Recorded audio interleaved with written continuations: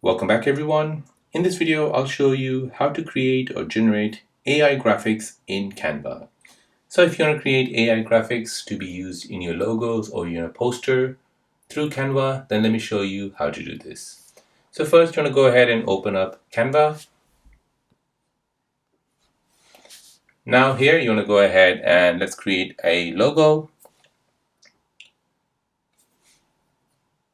Now at the bottom here, scroll left all the way until you see Magic Media. Tap on it. Now from the top, you want to go ahead and select Graphics.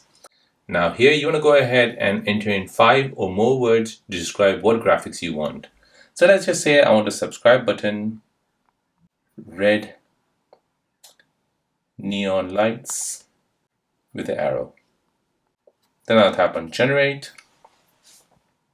give it some time.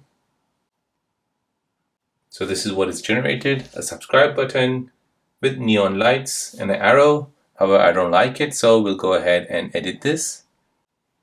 So this is more suitable. However, the spelling is not right at all. So we can go ahead and edit this. And you can have many tries and basically create the image for yourself. Now to use this, go ahead and tap on it. And this will basically put it into your logo artwork.